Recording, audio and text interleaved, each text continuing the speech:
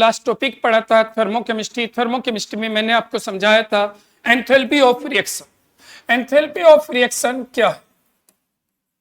Enthalpy of reaction, अगर हम enthalpy of reaction यानी कि डेल्टा एच आर की कंडीशन को समझें तो एंथैल्पी ऑफ रिएक्शन का मतलब था जब केमिकल्स एक दूसरे से रिएक्टेंट यानी कि रिएक्शन करते हैं, केमिकल्स का मतलब है रिएक्टेंट, जब रिएक्टेंट एक दूसरे से रिएक्शन करते हैं तो रिएक्शन करके वे क्या बनाते हैं? प्रोडक्ट। तो जब रिएक्टेंट कंप्लीटली रिएक्ट करके प्रोडक्ट बनाते हैं तो उस प्रोसेस में जितनी भी एनर्जी रिलीज या एब्जॉर्ब होती है उसको हम एंथैल्पी ऑफ रिएक्शन कहते हैं। जितनी भी एनर्जी रिलीज या एब्जॉर्ब होगी उसे हम क्या कहेंगे? Enthalpy of reaction. अब एंथैल्पी ऑफ रिएक्शन को हम स्टैंडर्ड एंथैल्पी ऑफ रिएक्शन भी कह सकते हैं। Standard enthalpy of reaction, standard enthalpy of reaction कब कहेंगे और क्या सिंबल होगा? सिंबल में ये आएगा डेल्टा एच नोट, नोट अगर लगा है तो वो स्टैंडर्ड है। और अब डिफाइन में सिर्फ इतना होता है कि जब रिएक्टेंट स्टैंडर्ड कंडीशन में कंप्लीटली रिएक्ट करके प्रोडक्ट बनाते हैं उस केस में जो भी एंथैल्पी चेंज है उसे स्टैंडर्ड एंथैल्पी ऑफ रिएक्शन। यानी कि अगर वे स्टैंडर्ड कंडीशन में रिएक्शन कर रहे हैं तो उन्हें कहते हैं हम स्टैंडर्ड एंथैल्पी ऑफ रिएक्शन, और अगर किसी भी कंडीशन में कर रहे हैं तो सिर्फ एंथैल्पी ऑफ रिएक्शन। अब ये स्टैंडर्ड कंडीशन क्या होती हैं? ये कंडीशन बदलती रहती हैं, अलग अलग कंडीशन में अलग अलग आती है। अब हमें ये तो समझ में आ गया स्टैंडर्ड वाला, इस पार्ट में कोई दिक्कत किसी को? अब सभी बच्चे इससे आगे समझिए जरा है क्या। नेक्स्ट कंडीशन आती है types of enthalpy of reaction. Enthalpy of reaction कितने टाइप्स की होती है? तो देखिए हमें यहाँ types of enthalpy of reaction, types of enthalpy of reaction. देखो भाई सभी बच्चे ध्यान से सुनना। तो देखो ये जो पार्ट आप पढ़ रहे हो, ये जो टॉपिक आप डिस्कस कर रहे हो, ये टॉपिक में सारी टर्म्स नोट्स में लिखी है, बस नोट्स को ध्यान से देखना है और समझना है। मैं रिएक्शन लिखनी सिखा, ये ध्यान रखना। इनमें मैं स्पेशली मेरा टारगेट रिएक्शन लिखना सिखाना है, तो जरा रिएक्शन सीखनी है तो उसके लिए बहुत ध्यान से बोर्ड पे देखते रहो। नोट्स में सब कुछ लिखा है, लिखना कुछ नहीं, बस ध्यान से सुनते रहो। देखिए सबसे पहली टर्म्स आती है enthalpy of fusion. Enthalpy of fusion, सबसे पहले फ्यूजन कहते किसे? फ्यूजन मीन्स होता है मेल्टिंग। मेल्टिंग का दूसरा नाम फ्यूजन है। मेल्टिंग का मतलब है सॉलिड को लिक्विड में बदल। जब हम सॉलिड को लिक्विड में बदलते हैं ये प्रोसेस मेल्टिंग कहलाता है, और मेल्टिंग का दूसरा नाम फ्यूजन भी, ये ध्यान। तो एंथैल्पी ऑफ फ्यूजन, इसका सिंबल क्या होगा? याद रखना डेल्टा एच के साथ फ्यूज वर्ड लिखा मिलेगा। अगर डेल्टा एच के साथ फ्यूज वर्ड मिले तो याद रखना ये एंथैल्पी ऑफ फ्यूजन का सिंबल। अब एंथैल्पी ऑफ फ्यूजन कहते किसे हैं? जरा ध्यान दीजिए। 1 मोल सॉलिड को लिक्विड में कन्वर्ट करना है eight there melting point, require heat को या रिक्वायर एनर्जी को एंथैल्पी ऑफ फ्यूजन कहते हैं। दोबारा सुन लीजिए। 1 मोल सॉलिड को, लाइक वाटर यानी कि आइस फॉल, 1 मोल वाटर है हमारे पास और यानी कि सॉलिड है, इसे हमें किस में बदलना है? लिक्विड में। 1 मोल H2O लिक्विड में बदलना है एट देयर मेल्टिंग पॉइंट। इस प्रोसेस में जो भी हमें एनर्जी चाहिए यानी कि रिक्वायर एनर्जी या रिक्वायर हीट, ध्यान रखना, इसको हम क्या कहते हैं? Enthalpy of fusion. याद रखना, फिर बोल रहा हूं मैं, 1 मोल सॉलिड को लिक्विड में बदलना है एट देयर मेल्टिंग पॉइंट, क्योंकि ये प्रोसेस मेल्टिंग पे होता है। ये ध्यान रखना, कोई भी सॉलिड लिक्विड में बदलता है, जिस टेम्परेचर पे सॉलिड लिक्विड में बदलता है उस टेम्परेचर को मेल्टिंग पॉइंट कहते हैं। तो हम ये बोलेंगे 1 मोल सॉलिड को लिक्विड में बदलना है eight there melting points, require energy को हम एंथैल्पी ऑफ फ्यूजन। अब ये रिक्वायर क्यों होती है? तो देखिए आप सभी को पता है ये रिक्वायर इस वजह से होती है क्योंकि जब भी किसी सॉलिड को आप लिक्विड में बदलोगे तो आपको सॉलिड के अंदर जो बॉन्ड है उसे तोड़ना पड़ेगा, और बॉन्ड को तोड़ने के लिए हमेशा एनर्जी चाहिए। इस वजह से ये हमेशा कैसी होगी? बोलो, पॉजिटिव। तो ये याद रखना। तो एंथैल्पी ऑफ फ्यूजन कैसी होती है? बोलो, हमेशा पॉजिटिव। कल में कुछ बच्चे पूछ भी रहे थे सर हमें कैसे पता चलेगा पॉजिटिव है निगेटिव। तो अब हम प्रोसेस पढ़ रहे हैं, उन प्रोसेस में अलग अलग कंडीशन को हम सोचेंगे कि कब कहां क्या। तो एंथैल्पी ऑफ फ्यूजन क्लियर हो गया। 1 मोल सॉलिड को लिक्विड में बदलना है एट देयर मेल्टिंग पॉइंट्स। इस प्रोसेस में जो भी रिक्वायर एनर्जी है उसे एंथैल्पी ऑफ फ्यूजन कहते हैं। क्लियर? अब दूसरी टर्म्स, एंथैल्पी ऑफ वेपोराइजेशन। देखिए, आप सभी बच्चों को वेपोराइजेशन प्रोसेस पता है। वेपोराइजेशन का मतलब क्या है? वेपोराइजेशन वर्ड यूज होता है वेपर्स में बदलना। उसके लिए वेपर्स में कौन बदलता है? लिक्विड। तो लिक्विड का वेपर्स में बदलना, ये प्रोसेस होती है किस टेम्परेचर पे? Boiling point. तो लिक्विड का वेपर्स में बदलना, ये प्रोसेस कहलाता है वेपोराइजेशन। और इस प्रोसेस में जो भी एनर्जी चाहिए ये भी रिक्वायर होती है, उसे एंथैल्पी ऑफ वेपोराइजेशन। इसका सिंबल क्या होगा? Delta H VAP। ये आप इसका सिंबल यूज करो। एंथैल्पी ऑफ वेपोराइजेशन VAP लिखा मिलेगा। तो अगर डेल्टा एच के साथ VAP है तो एंथैल्पी ऑफ वेपोराइजेशन है। और इसका क्या डिफाइन हुआ? Require energy to convert 1 mole of, require energy to convert 1 mole of liquid, 1 mole of liquid, कोई भी लिक्विड नहीं, लाइक हमने वाटर ले लिया, 1 मोल लिक्विड को किस में बदलना है? गैस में। 1 मोल लिक्विड को गैस में बदलना है। रिक्वायर एनर्जी को एंथैल्पी ऑफ वेपोराइजेशन। तो क्या है डिफाइन? 1 मोल लिक्विड को वेपर्स में बदलना है। इस प्रोसेस में रिक्वायर एनर्जी को एंथैल्पी ऑफ वेपोराइजेशन कहते हैं। ये आपको याद रखना एट देयर बॉइलिंग पॉइंट्स। और ये भी रिक्वायर है, हमेशा पॉजिटिव होगी, ये ध्यान रखना। तो ये नेचर भी याद रखनी है, प्रॉब्लम में जरूरत पड़ेगी तो आपको खुद अपनी तरफ से लिखनी। इसके बाद तीसरी टर्म्स आती, थर्ड टर्म्स आती है enthalpy of sublimation. Enthalpy of sublimation किसको कहेंगे? देखो, आप सभी बच्चे जानते हैं सब्लिमेट किसे कहते हैं। कुछ ऐसे सॉलिड होते हैं जो हीट करने पर लिक्विड फॉर्म में ही नहीं बदलते, बल्कि डायरेक्ट सॉलिड से गैस में बदल जाते हैं। जैसे कपूर, कैम्फर आपने सुना होगा, और आयोडीन होता है, अमोनियम क्लोराइड होता है, बेंजोइक एसिड होता है, बहुत सारे कंपाउंड ऐसे, उनको कहते हैं सब्लिमेट। तो यानी कि कुछ ऐसे सॉलिड हैं जो डायरेक्ट सॉलिड से गैस में बदलते हैं, उनके लिए एंथैल्पी ऑफ सब्लिमेशन यूज होगी। इसका सिंबल डेल्टा एच SUB होगा। सब्लिमेशन क्या डिफाइन होगी? 1 मोल सॉलिड को गैस में कन्वर्ट करना, 1 मोल सॉलिड को गैस में कन्वर्ट करना एट देयर सब्लिमेट टेम्परेचर। इस प्रोसेस में जो भी रिक्वायर एनर्जी होगी, उस रिक्वायर एनर्जी को हम क्या नाम देंगे? बोलो। Require energy to convert 1 mole of solid into gas at there sublimate temperature, this is known as enthalpy of sublimation. ये आपको ध्यान। अब एंथैल्पी ऑफ सब्लिमेशन की अगर हम रिएक्शन लिखने, फॉर एग्जांपल मैं यहाँ Na की रिएक्शन लिखाता हूँ। मान लीजिए हमारे पास सोडियम है एक, ये ध्यान रखना ये सॉलिड है, इसका 1 मोल लेते हैं।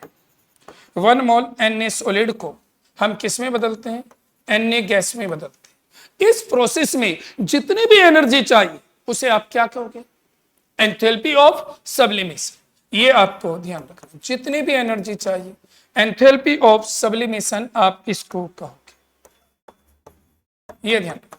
तो ये तीनों रिक्वायर होती है, तीनों प्रोसेस एंडोथर्मिक है, ये ध्यान रखना। सभी बच्चे एक बार नोट्स में रीडिंग कर लें। अगर आपको लगे कोई टर्म समझ में नहीं आई तो पूछ सकते, क्योंकि इसके बाद बहुत ही मेन और इंपॉर्टेंट टर्म्स आपके सामने आएगी।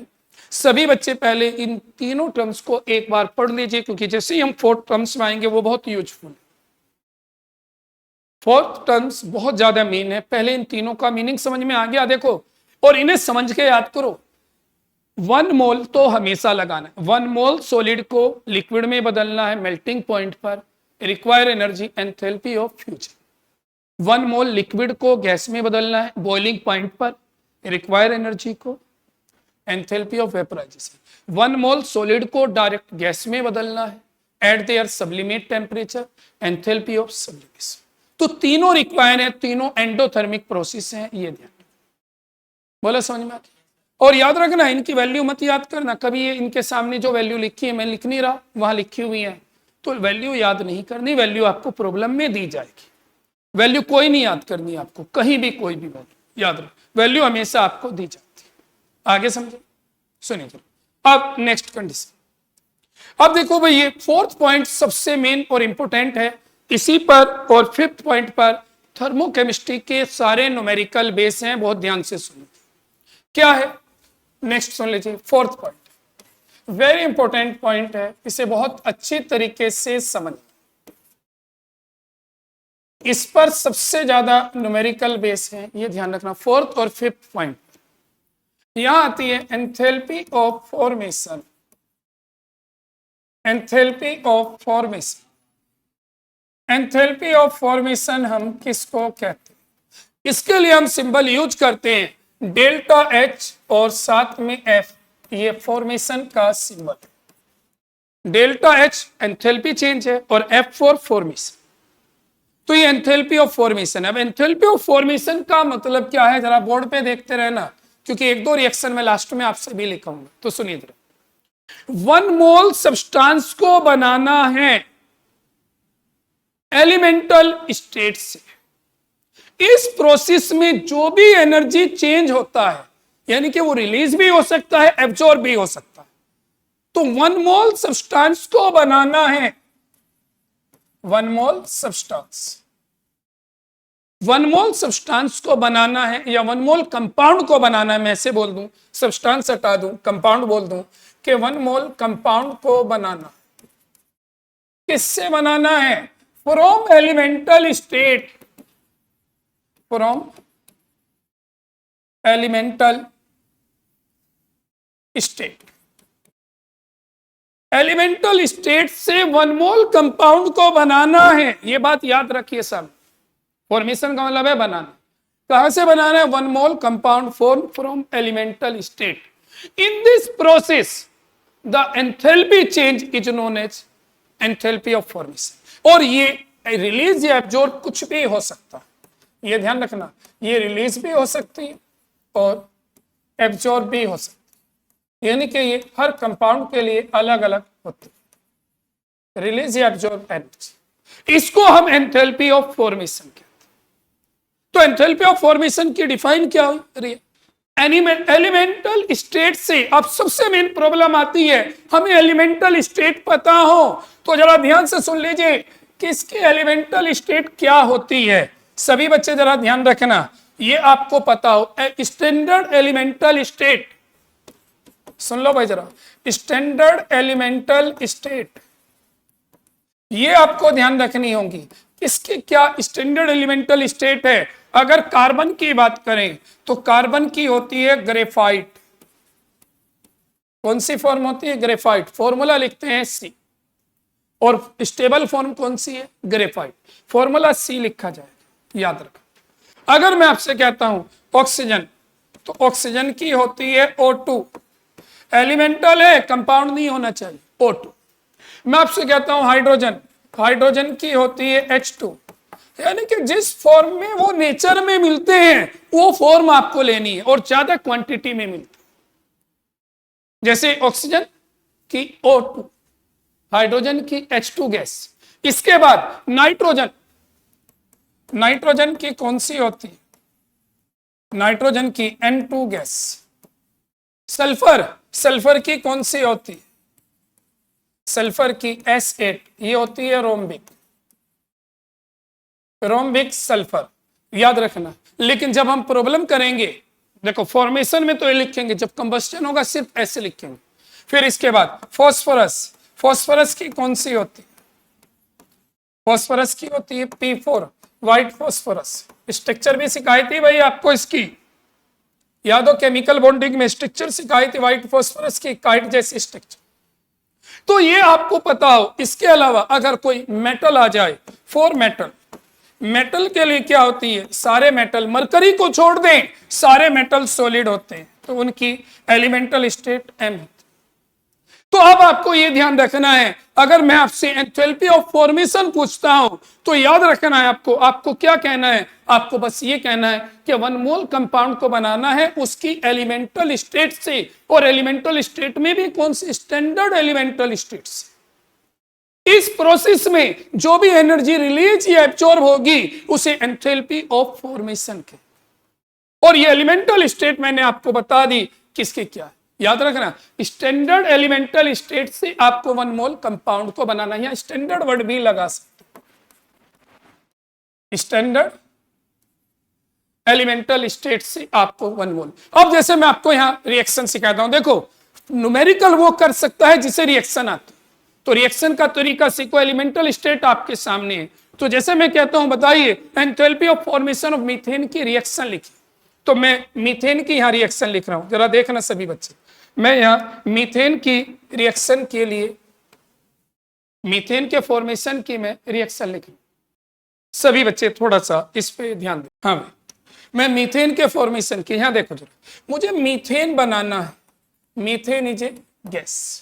अब बताओ मुझे रिएक्शन लिखनी, अभी मैंने बताया मीथेन का एक मोल बनाना है उसके एलिमेंटल स्टेट से। अब एलिमेंट कौन है इसमें, कार्बन, तो यहां मैं कार्बन लिखूंगा, लेकिन कार्बन की कौन सी फॉर्म, ग्रेफाइट, ब्रैकेट में ग्रेफाइट लिखूंगा, बोलो एक कार्बन चाहिए तो एक ग्रेफाइट बस, और अब हाइड्रोजन चाहिए, 4 चाहिए, और हाइड्रोजन की कौन सी फॉर्म है, H2, तो मैं यहां 2H2 गैस लिखूंगा।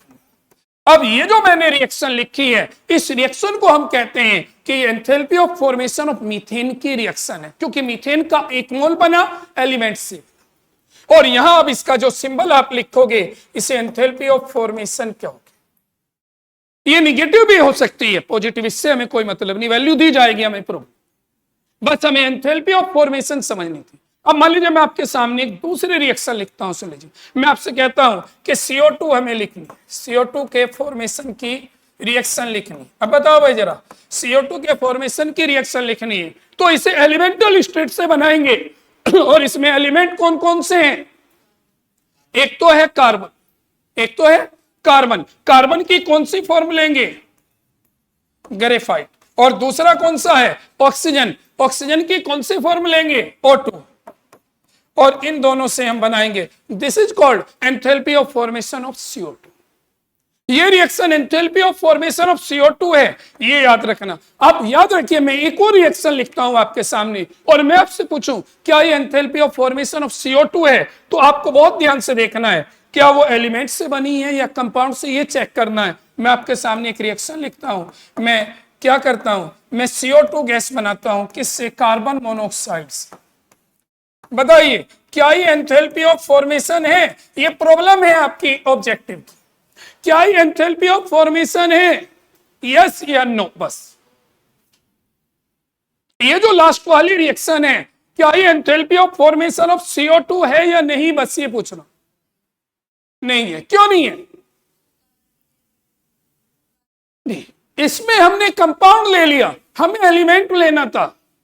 ध्यान से सुन लीजिए, हमने क्या बनाया, हमने CO2 बनाया, लेकिन बना कंपाउंड से लिया, और हमारी डिफाइन क्या कहती है, डिफाइन कहती है वन मोल कंपाउंड बनाना है एलिमेंट से, सिर्फ एलिमेंट से, और हमने बनाया किससे, कंपाउंड से। तो this is not a enthalpy of formation, तो ये क्या है, ये एंथैल्पी ऑफ रिएक्शन है, फॉर्मेशन नहीं, ये एंथैल्पी ऑफ रिएक्शन है, ये ध्यान रखना, फॉर्मेशन नहीं है। अगर कोई आपसे ऑब्जेक्टिव में पूछ ले कि बताइए क्या ये enthalpy of formation of CO2 की रिएक्शन है, तो no. Enthalpy of formation of CO2 की रिएक्शन कौन सी होगी, एलिमेंट से बनाना पड़ेगा, ये आपको ध्यान रखना। क्लियर हो गया, कितने मोल बनाने, 1 मोल। अब मैं एक और रिएक्शन आपको एक सामने यहां डिस्कस करता हूं, सुन लीजिए। मान लीजिए मुझे अमोनिया बनानी है, तो मैं क्या करता हूं, यहां देखते रहो भाई जरा, बहुत मेन है। मैं नाइट्रोजन गैस और हाइड्रोजन गैस की रिएक्शन कराता हूं और इससे अमोनिया गैस बना देता हूं। अब अगर मैं आपसे कहूं, ये बताइए क्या ये enthalpy of free formation of ammonia है, सोच के बोलो यस और नो बस। क्या ये enthalpy of formation of ammonia है, हाँ बोलो। अभी आपने डिफाइन नहीं पढ़ी, पीछे क्या था, यहां ध्यान दे लो, वन मोल कंपाउंड को बनाना है, एलिमेंट से और आपने यहां कितने बना दिए, 2 मोल्स बना दिए, तो ये एंथैल्पी ऑफ फॉर्मेशन नहीं है, ये प्रॉब्लम है आपकी पेपर की। मैं फिर कहता हूं इस चीज को, ये एंथैल्पी ऑफ फॉर्मेशन नहीं है, तो क्या है ये एंथैल्पी ऑफ रिएक्शन है। जो भी ये रिएक्शन लिखती ये एंथैल्पी ऑफ रिएक्शन है, नॉट फॉर्मेशन। फॉर्मेशन का मतलब है 1 मोल बनेगा, एलिमेंट से बनेगा। अगर आपने रिएक्टेंट साइड बदल दिए तो फॉर्मेशन नहीं। आपने यहां जैसे भी आपने पीछे देखा, अब मान लीजिए आप मीथेन बना रहे हो और मीथेन बनाते हुए आपने ग्रेफाइट की जगह डायमंड लिख दिया तो भी फॉर्मेशन नहीं। फॉर्मेशन केवल ये एलिमेंटल कंडीशन होनी चाहिए। जैसे आप सभी को पता है, देखो यहां मैंने क्या लिखा है, एक दो बच्चे थोड़ा सा कंफ्यूज हो रहे हैं, ये रोम्बिक क्या है, ये ग्रेफाइट क्या है, ये एलोट्रोप्स है एलिमेंट्स। जब एलिमेंट एक से ज्यादा फॉर्म में एग्जिस्ट करता है उन्हें एलोट्रोप्स कहते हैं। ये एलोट्रोप्स ऑफ सल्फर है, रोम्बिक है, मोनोक्लिनिक है, और फॉर्म भी होती है। ऐसे ही एलोट्रोप्स ऑफ कार्बन है, डायमंड होता है, ग्रेफाइट होता है, फुलरीन होता है, कोक होता है, चारकोल होता है।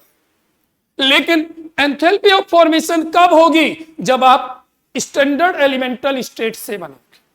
अगर यहां डायमंड भी लिख दिया तो भी गलत हो चुकी है, याद रख लेना।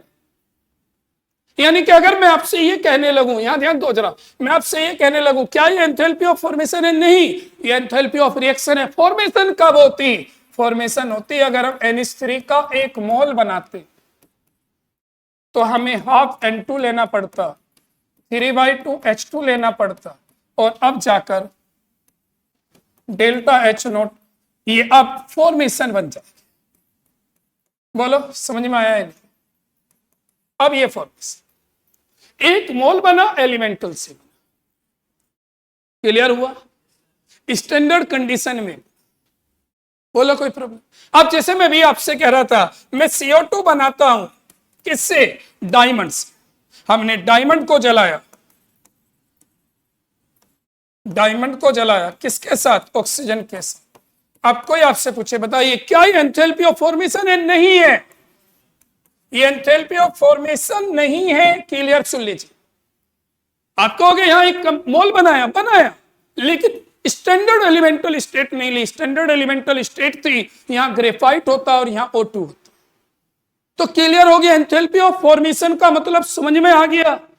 ये प्रॉब्लम है आपकी, फिर कह रहा हूं मैं, पेपर में कभी पता चले 2 दिन बाद, जैसे 1-2 स्कूल में एग्जाम है, उसमें थर्मोडायनेमिक्स आ रहा है, वहां 4 ऑप्शन मिले, बताइए कौन सी एंथैल्पी ऑफ फॉर्मेशन है और कौन सी नहीं है। तो बहुत ध्यान से देखना है, एलिमेंटल और स्टैंडर्ड फॉर्म होनी चाहिए। अब ये जो फॉर्म लिखी हुई है, कुछ चीजें नोट्स में नहीं होती, ये नोट्स में नहीं लिखी हुई, ये फॉर्म आप लिख सकते हो अपनी नॉलेज के। ये स्टैंडर्ड फॉर्म वहां नहीं लिखी हुई है, तो इन्हें नोट कर लें, लिखी हुई है सारी। समझ में आया? बोलो एंथैल्पी ऑफ फॉर्मेशन। अब अगर मैं कोई रिएक्शन आपसे लिखवाऊं तो लिख दोगे एंथैल्पी ऑफ फॉर्मेशन की रिएक्शन। ये न्यूमेरिकल में हमें जरूरत है, ये बात ध्यान रखना, वेरी इंपॉर्टेंट टर्म्स हैं, आपको नॉलेज होनी चाहिए बहुत अच्छी तरीके से। बोलो समझ में आया? अब मैं जैसे कह रहा हूं आपसे, अगर बाई चांस मैं आपसे ये कहने लगूं, सुन लो भाई जरा, मैं आपसे कहने लगूं कि मिथाइल एल्कोहल बनाइए, चलिए बनाकर बताइए मिथाइल एल्कोहल, रिएक्शन लिखो, क्या लिखोगे इधर, enthalpy of formation of methyl alcohol,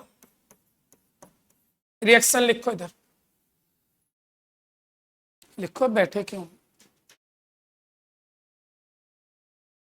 enthalpy of formation of methyl alcohol की मैं आपसे रिएक्शन पूछ, लिख चुके भाई? जरा ध्यान दो, देखो यहां एक कार्बन है, तो कार्बन की आप कौन सी फॉर्म लिखी, इधर ग्रेफाइट, याद रखना, उधर एक ही मोल रखना। यहां 4 हाइड्रोजन है, 2H2, एक ऑक्सीजन है, हाफ O2। इधर फ्रैक्शन लिखिए, कुछ लिखिए, उधर एक ही मोल लिखिए। मान लीजिए मैं आपसे कहता हूं कि हमें बेंजीन की एंथैल्पी ऑफ फॉर्मेशन की रिएक्शन लिखें, क्या लिखेंगे, enthalpy of formation of benzene की लिखिए 6C के साथ ग्रेफाइट, ठीक है, ये ग्रेफाइट प्लस 3H2 गैस बन गया। तो ये तरीका है एंथैल्पी ऑफ फॉर्मेशन लिखने का, कोई प्रॉब्लम समझ में आ गया? रिएक्शन कैसे लिखनी है। अगर यहाँ 2 मोल लिख दिए तो एंथैल्पी ऑफ फॉर्मेशन नहीं है। एंथैल्पी ऑफ फॉर्मेशन है 1 मोल बनाना है एलिमेंटल स्टेट से। कोई डाउट किसी को? अब आती है next enthalpy of combustion. Enthalpy of combustion, ये 5th पॉइंट वेरी इंपॉर्टेंट है, जरा इसे भी ध्यान से सुनो। Enthalpy of combustion, enthalpy of combustion, इसके लिए सिंबल यूज करा जाएगा डेल्टा एच सी। ऊपर नोट लगा देंगे तो स्टैंडर्ड हो जाएगी, बिना नोट के लिखेंगे तो एंथैल्पी। अब एंथैल्पी ऑफ कंबस्शन है क्या, जरा ध्यान से सुनिए। 1 मोल सब्सटेंस को हमें जलाना ना, मैंने कहा अगर मैं नोट लगा दूंगा यहाँ, मैं ये बोल रहा था, वो वैसे आ गया पेन से खुद निशान। मैं ये कह रहा था अगर नोट लगा दूंगा तो स्टैंडर्ड है, विदाउट नोट लिखूंगा तो सिर्फ नॉर्मल है। मेन है ये क्या है, delta H C. Delta H का मतलब है एंथैल्पी चेंज और सी फॉर कंबस्शन। अब सुन लीजिए एंथैल्पी ऑफ कंबस्शन क्या है। अगर हम किसी सब्सटेंस के 1 मोल को बर्न करें, तो ध्यान रखना 1 मोल सब्सटेंस को या 1 मोल कंपाउंड को क्या करें, बर्न करें, burn in excess of oxygen, excess of oxygen.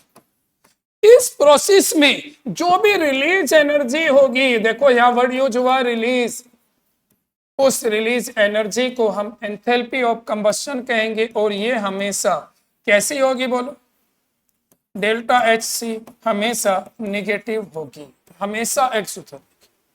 आपको गैस रिलीज क्यों होती है, आप सभी जानते हो, जितने भी पेट्रोल डीजल हैं ये सब क्या है, फ्यूल है। जब ये जलते हैं तब एनर्जी मिलती है, किसे, ऑटोमोबाइल। तो इसका मतलब जितनी भी कंबस्शन प्रोसेस है वो एनर्जी देती है, और जब एनर्जी देती है, रिलीज होती है, तो वो निगेटिव। तो हमने यहां क्या किया, एंथैल्पी ऑफ कंबस्शन किसे कहा बोलो, release energy when 1 mole of compound burn in excess of oxygen. याद रखना वहां क्या था, 1 मोल कंपाउंड बनाना है एलिमेंटल स्टेट से, यहां 1 मोल कंपाउंड को जलाना है एक्सेस ऑफ ऑक्सीजन। और इस प्रोसेस में जितनी भी एनर्जी रिलीज होगी वो क्या कहलाएगी बोलो, एंथैल्पी ऑफ कंबस्शन। अब आपको प्रोडक्ट बनाने का तरीका आना चाहिए। प्रोडक्ट कैसे बनाएंगे, तो प्रोडक्ट फॉर्मेशन आप कैसे करोगे, तो आपको ध्यान रखना है आप किसको कैसे जलाओगे। कार्बन को जलाओगे CO2 बनेगा, सल्फर को यहां S लिखना है, और S को जलाओगे SO2 गैस बनेगी।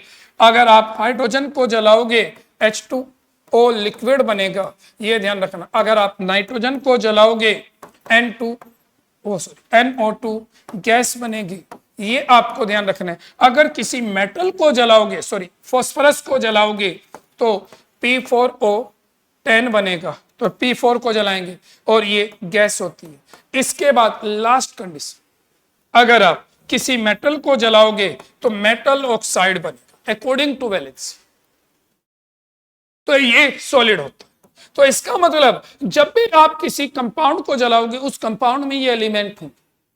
अगर कार्बन होगा तो CO2 गैस बना दोगे, सल्फर होगा यहां S8 मत लिखना, S लिखना, तो क्या बनाओगे SO2 गैस। और अगर हाइड्रोजन है H2O लिक्विड, नाइट्रोजन है NO2 गैस, फॉस्फोरस है P4O10, और मेटल है तो मेटल ऑक्साइड सॉलिड, और ये बाकी गैस है H2O लिक्विड। तो ये कंडीशन हमें पता होनी चाहिए कि हम कब किसको जला रहे हैं और क्या प्रोडक्ट बनता है। याद रखना है एक्सेस ऑफ ऑक्सीजन में जलाना, याद रखना, और फाइनल प्रोडक्ट बना। अगर बीच में रोक दिया ना प्रोडक्ट तो वो कंबस्शन नहीं होगा, ये आपको ध्यान रखना। और ये हमेशा एक्सोथर्मिक है। अब मैं 1-2 रिएक्शन आपको सिखाऊं। मान लीजिए मैं आपसे कहने लगूं हमें कंबस्शन करना है, फॉर एग्जाम्पल हमें मीथेन का कंबस्शन करना है। मीथेन इज ए गैस, इसका हम कंबस्शन कर रहे हैं, तो किससे रिएक्शन कराएंगे, एक्सेस ऑफ ऑक्सीजन। अब पता है आपको क्या बनाओगे, इसका 1 मोल रखना है, क्या बनेगा, जितना कार्बन है वो CO2 में बदलेगा, जितना हाइड्रोजन है वो H2O लिक्विड में बदलेगा, और ये जो प्रोसेस है इसको एंथैल्पी ऑफ कंबस्शन, और ये निगेटिव होगी। अब ऑक्सीजन कैसे बैलेंस करें, 2 यहां 4 हैं, तो यहां 2 से, तो this reaction is known as enthalpy of combustion. ये process enthalpy of combustion of methane. अब मान लीजिए मैं आपसे कहता हूं, सुन लीजिए, हमें ग्रेफाइट को जलाना। आपने ग्रेफाइट को जलाने के लिए क्या करोगे? ऑक्सीजन से जलाओ। क्या बनाओगे? CO2। CO मत बना देना, अगर CO बनाए तो कंबस्शन नहीं है, C का हमेशा CO2 बनेगा और ये कहलाएगी एंथैल्पी ऑफ कंबस्शन। अब आपको ध्यान रखना है, इस रिएक्शन को हम दो डायरेक्शन में पढ़ सकते हैं। अगर मैं इधर से बोलता हूं तो ये enthalpy of combustion of graphite है, तो ग्रेफाइट की ये एंथैल्पी ऑफ कंबस्शन है। लेकिन अगर मैं उधर से बोलने लगूं तो ये enthalpy of formation of CO2 भी है। देखो, अगर इधर से देखता हूं मैं तो मुझे enthalpy of formation of CO2 लग रही है। कैसे? CO2 के एक मोल को बनाया उसकी एलिमेंटल स्टेट से। तो इधर देखे तो CO2 की ये फॉर्मेशन है, इधर से देखे तो ग्रेफाइट की ये कंबस्शन। तो यानी कि कभी कभी ये एक दूसरे से फॉर्मेशन कंबस्शन इंटर रिलेट हो सकती, लेकिन कभी कभी नहीं होंगी, ऊपर नहीं होगी, यहां रिलेट होगी। तो ये भी हमें नॉलेज होनी चाहिए कि एक तरफ से अगर वो उसकी कंबस्शन है तो हो सकता है दूसरी तरफ वो उसकी किसी दूसरे कंपाउंड की फॉर्मेशन हो जाए। समझ में आ गया? तो कंबस्शन का मतलब समझ में आया, कोई दिक्कत तो नहीं। कंबस्शन कभी भी करेंगे तो कैसे करेंगे? अब आपको एक चीज ध्यान रखनी, आप सभी बच्चे जानते हैं फ्यूल हम दो टाइप के यूज करते हैं। एक बायोफ्यूल, बायोफ्यूल जो लिविंग ऑर्गेनिज्म को एनर्जी देती है। जैसे हमारी बॉडी को एनर्जी कहां से मिलती है? कार्बोहाइड्रेट से। कार्बोहाइड्रेट ब्लड के अंदर क्या होता है? ग्लूकोज होता है। ग्लूकोज ऑक्सीजन से रिएक्शन करता है, CO2 वाटर बनाता है और बॉडी को एनर्जी देता है। तो बायोफ्यूल्स हमारी बॉडी को एनर्जी दे रहे हैं। ऐसे ही जो जितने भी ये पेट्रोलियम वगैरह हैं, ये पेट्रोलियम किसको एनर्जी दे रहे हैं? ऑटोमोबाइल्स को। अब इन्हीं में एक टर्म्स यूज होती है, आपने सुना भी होगा, कैलोरीफिक वैल्यू। कैलोरीफिक वैल्यू किसे कहते हैं? अब जरा ध्यान से सुन लीजिए। कैलोरीफिक वैल्यू, अभी मैंने आपको बताया एंथैल्पी ऑफ कंबस्शन क्या थी? एक मोल सब्सटेंस को जलाने पर release energy enthalpy of combustion थी। अब जो बोल रहा हूं, 1 ग्राम फ्यूल को जलाने पर रिलीज एनर्जी कैलोरीफिक वैल्यू। तो ये 1 ग्राम फ्यूल के जलने पर, ये 1 ग्राम के लिए होती है। 1 ग्राम फ्यूल, 1 ग्राम फ्यूल को आप बर्न कर रहे हो तो जो एनर्जी होगी उसे कैलोरीफिक वैल्यू। और अगर आप किसको जलाओगे? 1 मोल को, तो वो एंथैल्पी ऑफ कंबस्शन। 1 मोल को जलाते हैं तो एंथैल्पी ऑफ कंबस्शन, और 1 ग्राम को जलाते हैं तो कैलोरीफिक वैल्यू। इन दोनों में क्या रिलेशन है? तो अगर आपको कभी भी किसी की कैलोरीफिक वैल्यू बतानी हो तो आप क्या करोगे? अगर आपको कैलोरीफिक वैल्यू बतानी है तो एंथैल्पी ऑफ कंबस्शन को मोलर मास से डिवाइड कर दो। मोलर मास से डिवाइड कर दो। जैसे ही आप मोलर मास से डिवाइड करोगे तो कैलोरीफिक वैल्यू हो जाएगी। देखो दोबारा से सुन लीजिए, एंथैल्पी ऑफ कंबस्शन है 1 मोल को जलाने पर रिलीज एनर्जी, वो है एंथैल्पी ऑफ कंबस्शन। और कैलोरीफिक वैल्यू 1 ग्राम को जलाने पर। तो अगर हम मोल के ग्राम बनाएं तो मोलर मास से डिवाइड कर दो, वो ग्राम के लिए आ जाएगी कैलोरीफिक वैल्यू। अब एक प्रॉब्लम हमसे यहां पूछी जाती है, सबसे बेस्ट फ्यूल कौन सा होता है? तो सुन लीजिए, कौन सा बेस्ट फ्यूल होता है? तो आप सभी को याद रखना है, जिसकी कैलोरीफिक वैल्यू हाई होती है वो फ्यूल सबसे बेस्ट माना जाता है। मैं यहां लिख भी रहा हूं, बेस्ट फ्यूल। बेस्ट फ्यूल कौन सा है? जिसकी हाई कैलोरीफिक वैल्यू हो। हाई कैलोरीफिक वैल्यू, जिसकी कैलोरीफिक वैल्यू हाई होती है वो बेस्ट फ्यूल होती है। तो बेस्ट फ्यूल कौन सा है? जिसकी हाई कैलोरीफिक वैल्यू, वो सबसे बेस्ट फ्यूल है। अब इसमें स्पेशली आपको याद रखनी है, यहां देखते रहो भाई, सबसे बेस्ट फ्यूल कौन सा है? जिसकी हाई कैलोरीफिक वैल्यू। हमें कैसे पता चले ये सबसे बेस्ट फ्यूल है? तो हाइड्रोजन की कैलोरीफिक वैल्यू सबसे ज्यादा होती है, तो हाइड्रोजन सबसे बेस्ट फ्यूल है। अब प्रॉब्लम आती है, अगर कोई हमसे पूछता है सबसे बेस्ट फ्यूल हाइड्रोजन है क्योंकि वो 1 ग्राम जलने पर सबसे ज्यादा एनर्जी देता है, तो हाइड्रोजन सबसे बेस्ट है। लेकिन अगर हाइड्रोजन के कंपाउंड आ जाएं तो कंपाउंड्स ऑफ हाइड्रोजन में कोई हमसे पूछता है बताइए कौन बेस्ट है? कंपाउंड्स ऑफ हाइड्रोजन, तो उसमें आपको याद रखना है जिसमें मोर परसेंटेज ऑफ हाइड्रोजन है, मोर परसेंटेज ऑफ हाइड्रोजन, जहां हाइड्रोजन की परसेंटेज ज्यादा है वो बेस्ट फ्यूल माना जाता है। More percentage of hydrogen by mass, जिसमें हाइड्रोजन की परसेंटेज ज्यादा होगी वो बेस्ट फ्यूल होगा, याद रखना। अब आप सभी बच्चे जानते हैं, सुनते हैं, सीएनजी भी एक फ्यूल है, एलपीजी भी एक फ्यूल है, यहां तक पेट्रोल भी एक फ्यूल है, डीजल भी एक फ्यूल है, केरोसिन ऑयल भी फ्यूल है, लेकिन इनमें सबसे बेस्ट सीएनजी होता है। क्यों होता है? क्योंकि उसकी कैलोरीफिक वैल्यू हाई है। कैसे कैलोरीफिक वैल्यू हाई है? तो जरा थोड़ा सा सुन लीजिए। सीएनजी में होता क्या है? सीएनजी में होता है मीथेन। सुन लो भाई जरा, सीएनजी कंडेंस नेचुरल गैस, इसमें है मीथेन। और अगर मैं मीथेन में, याद रखना इसका मेन कंपोनेंट है मीथेन, और मीथेन में मैं परसेंटेज ऑफ हाइड्रोजन पूछूं, आपने पहले चैप्टर में पढ़ा था percentage of element in A compound, element का मास ऊपर, एलिमेंट है हाइड्रोजन 4, टोटल मोलर मास 16 × 100, कितना आया परसेंटेज ऑफ हाइड्रोजन? 25%। तो सीएनजी में हाइड्रोजन 25% है। अब अगर मैं एलपीजी में आ जाऊं, liquefied petroleum gas, liquefied petroleum gas में स्पेशली प्रोपेन और ब्यूटेन का मिक्सचर होता है, तो किसी एक को देख लो, चाहे आप एलपीजी में लिक्विफाइड पेट्रोलियम गैस, इसमें चाहे तो आप क्या देख लो, चाहे तो आप इसमें, मैं फिर कह रहा हूं, चाहे तो आप इसमें प्रोपेन देख लो या ब्यूटेन, दोनों का मिक्सचर होता है। अगर मैं ब्यूटेन देखूं तो C4H10 है, ब्यूटेन है भाई, मेन कंपोनेंट उसके प्रोपेन और ब्यूटेन होते हैं एलपीजी के। अब इसमें परसेंटेज ऑफ हाइड्रोजन बताओ, हाइड्रोजन है 10, टोटल कितना है ये बोलो? 4 × 12 48, और प्लस 10 कितना हो गया बोलो? 58। तो 58 नीचे आ जाएगा into 100। अब अगर आप इसकी परसेंटेज निकालो तो जरा परसेंटेज देखना कितनी है एलपीजी की। हाँ भाई, एलपीजी की परसेंटेज बोलो भाई, एलपीजी की परसेंटेज 1000 डिवाइड बाय 58, तो अप्रोक्सीमेट 17.2। अब अगर मैं पेट्रोल पे चलूं तो पेट्रोल कुछ और नहीं है, पेट्रोल जो होता है याद रखना है, उसमें होता है आइसोऑक्टेन और हेप्टेन का मिक्सर, 7 और 8 कार्बन का मिक्सर होता है। तो अगर मैं 7 या 8 का कंपाउंड लिखूं, उसमें परसेंटेज और घट जाएगी। फिर मैं डीजल की बात करूं तो डीजल होता है ये डेकेन, अनडेकेन, डू डेकेन, यानी कि 11 12 13 कार्बन वाले एल्केन होते हैं उसमें, तो वहां हाइड्रोजन और घट जाती है, और जितनी हाइड्रोजन घटेगी उतना बेकार फ्यूल, क्योंकि जिसमें हाइड्रोजन का रेशियो सबसे ज्यादा होगा वो सबसे बेस्ट। तो समझ में आया? एंथैल्पी ऑफ कंबस्शन क्या है? 1 मोल सब्सटेंस को जलाने पर जो भी एनर्जी रिलीज होती है उसे एंथैल्पी ऑफ कंबस्शन कहते हैं, याद रखना। और 1 ग्राम सब्सटेंस को जलाने पर रिलीज एनर्जी, कैलोरीफिक वैल्यू, दोनों में क्या रिलेशन है? अगर आप कंबस्शन को मोलर मास से डिवाइड कर दो तो कैलोरीफिक वैल्यू बन जाती है, ये आपको ध्यान रखना। अब देखो, कल मैं इस पार्ट्स के न्यूमेरिकल कराऊंगा, तो थोड़ा सा इन्हें सही तरीके से नोट कर लेना है। फ्यूल वाली कंडीशन भी है, क्योंकि कुछ चीजें इनकम्प्लीट लिखी हुई है नोट्स में, तो इन्हें नोट कर लीजिए। कल 5 हो चुकी है, अब 6 टर्म्स हमें समझनी है। एंथैल्पी ऑफ न्यूट्रलाइजेशन, इसे हम कैसे लिखते हैं? डेल्टा H न्यूट्रल, ऐसे लिखा हुआ है। अब एंथैल्पी ऑफ न्यूट्रलाइजेशन है क्या? आप सभी बच्चे न्यूट्रलाइजेशन रिएक्शन 10th में पढ़कर आए।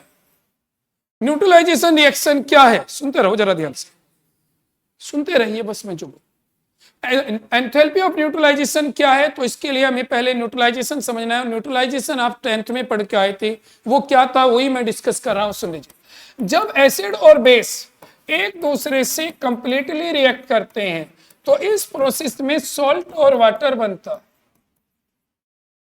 इस प्रोसेस में सॉल्ट और वाटर बनता है। इस प्रोसेस को आप न्यूट्रलाइजेशन कहते हैं। अब इस न्यूट्रलाइजेशन में भी एनर्जी रिलीज होती है, तो जो एनर्जी यहां रिलीज होती है उस रिलीज एनर्जी को एंथैल्पी ऑफ न्यूट्रलाइजेशन कहते हैं। तो याद रखना है ये रिलीज एनर्जी होगी।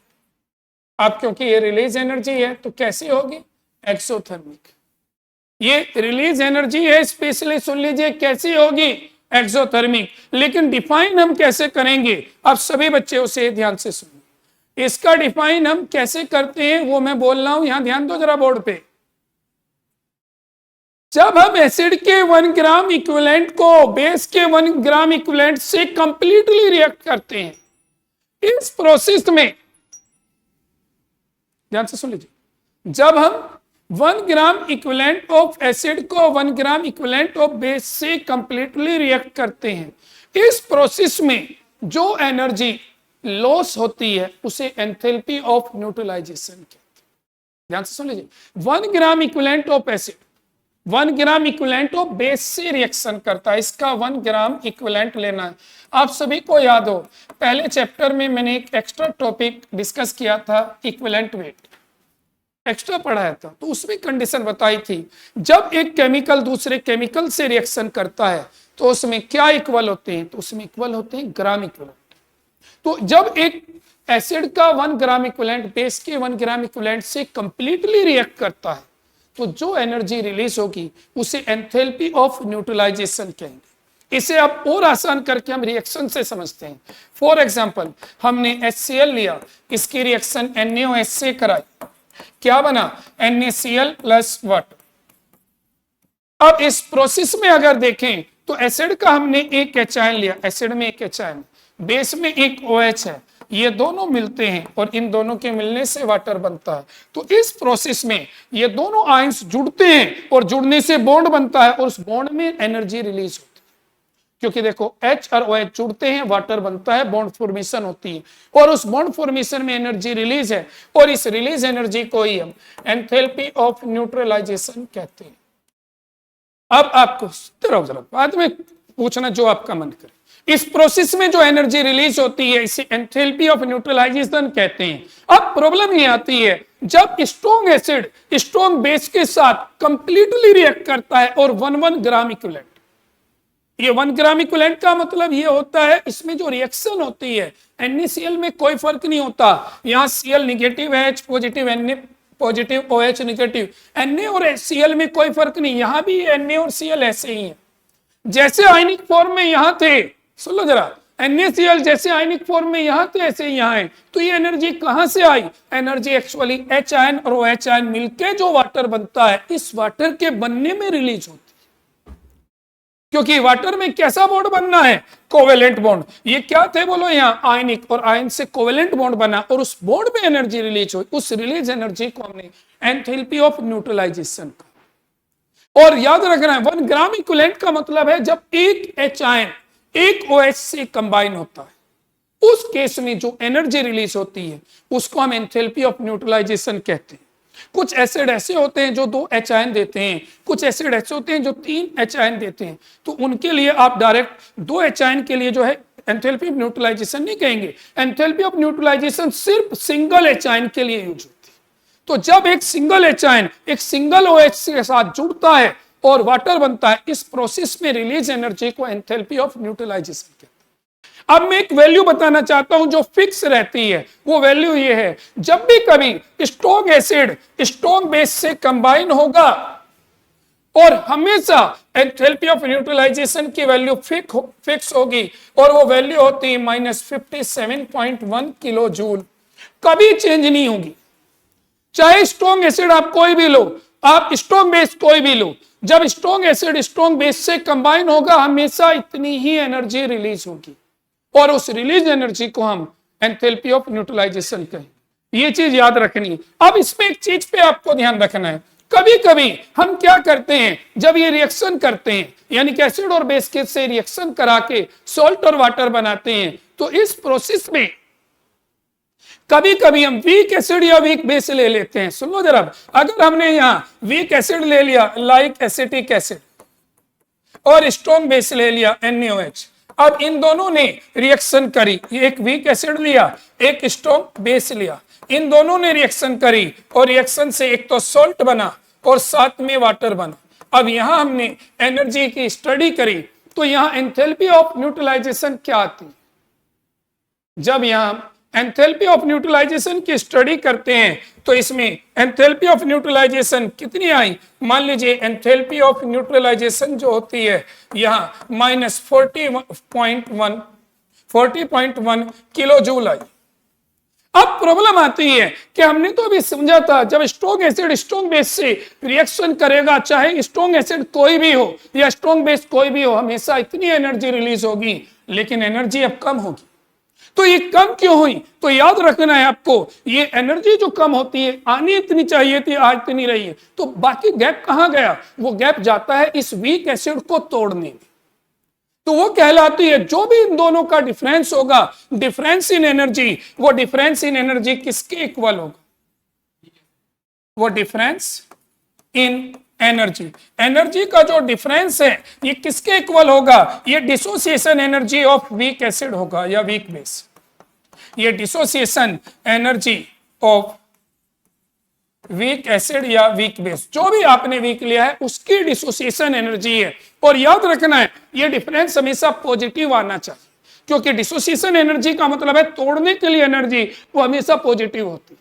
अब मैं अगर इन दोनों वैल्यू का डिफरेंस आपसे पूछूं तो इन दोनों वैल्यू का डिफरेंस कितना है? अगर ध्यान से देखो तो 17, तो वो 17, 57 और 40 कितना है? 17। तो ये प्लस 17 किलो जूल जो है ये dissociation energy of this weak acid. तो इसका मतलब अगर यहां ये 50 होती तो क्या होता? गैप कितना होता? 7। जो भी डिफरेंस है वो डिसोसिएशन एनर्जी है, ये आपको ध्यान। तो देखो एक बार फिर सुन लीजिए, है क्या ये? एंथैल्पी ऑफ न्यूट्रलाइजेशन किसे कहते हैं?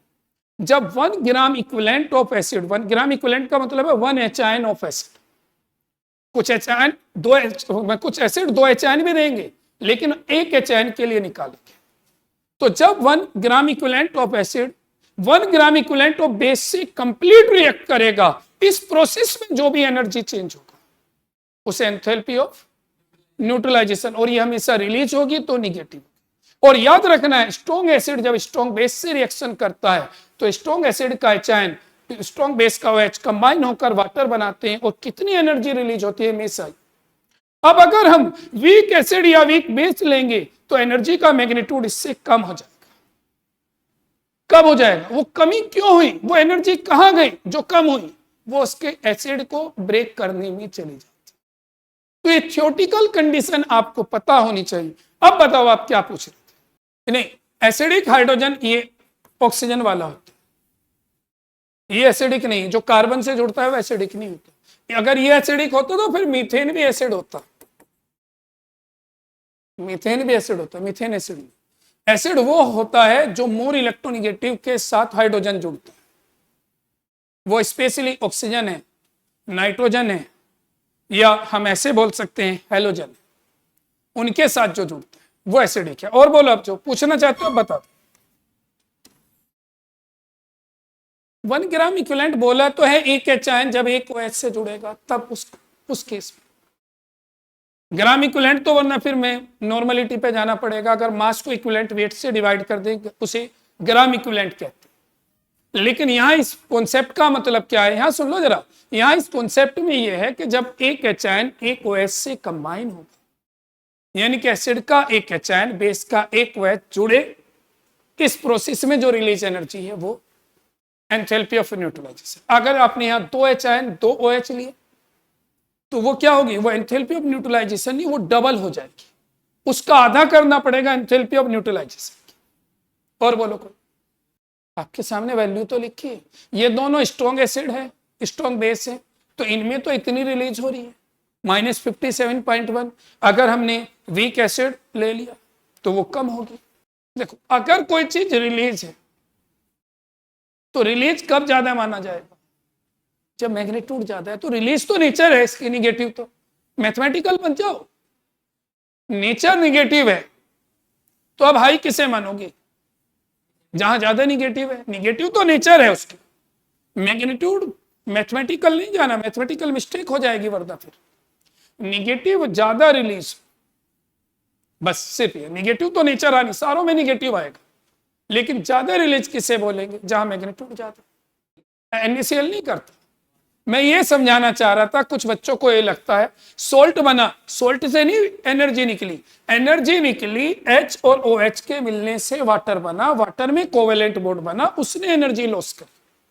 NaCl जैसा यहां था ऐसा यहाँ है, यहाँ Na पॉजिटिव है, यहाँ भी Na पॉजिटिव है, कोई चेंज आया Na में नहीं। Cl निगेटिव तो Cl निगेटिव, तो इसमें तो कुछ नहीं। हाँ इनमें फर्क आ गया, H पॉजिटिव और OH निगेटिव आयंस थे, अब यहाँ कोवेलेंट बन गया, यहाँ कोवेलेंट बन गया।